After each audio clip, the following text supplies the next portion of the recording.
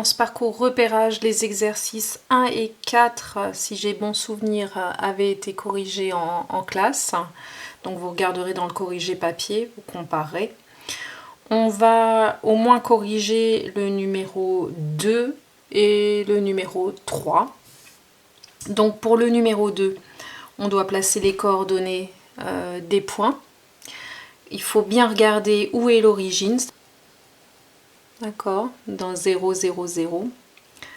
C'est le point A qui est l'origine du repère.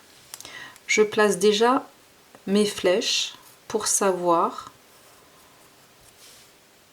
à peu près de combien je vais me déplacer.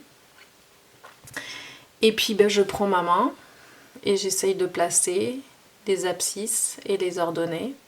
Donc là je vois que c'est les abscisses, ici je vois que ce sont les ordonnées, et ce qui monte, c'est l'axe des côtes. Mon point A, c'est l'origine du repère.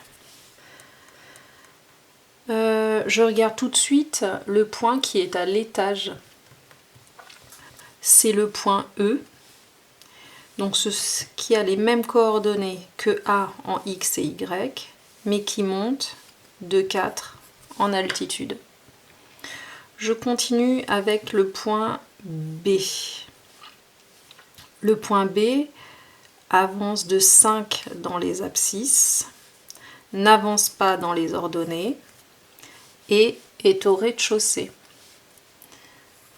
0 d'altitude. Le point F qui est à l'étage au-dessus de B a les mêmes coordonnées en X et Y. 5, 0, mais est en altitude 4 à l'étage. Je prends le point D. Le point D n'est pas avancé dans les abscisses. J'ai 0. Par contre, en ordonnée, il est allé jusqu'à 7. Il est au rez-de-chaussée en 0. Au-dessus de lui, j'ai le point H qui a donc les mêmes coordonnées en abscisse et en ordonnée, mais qui est à l'étage en 4. Enfin, le point C qui prend l'abscisse de 5 et l'ordonnée de 7. Il est au rez-de-chaussée. Et enfin, au-dessus de lui, le point G qui a les mêmes coordonnées 5 et 7 en abscisse et ordonnée, mais qui monte à l'étage en altitude 4. Exercice numéro 3. Dans le graphique ci-dessous, placez aussi précisément que possible les points suivants. Alors, j'ai le point A qui est en abscisse 4, ordonnée 0 et côte 0.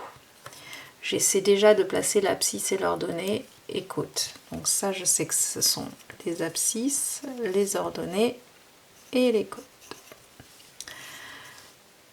Le A s'est avancé de 4, mais pas en ordonnée et pas en côte. Le B a 0 d'abscisse, mais avance de 3 dans les ordonnées, mais ne monte pas. C'est le point B. Je continue avec le point C.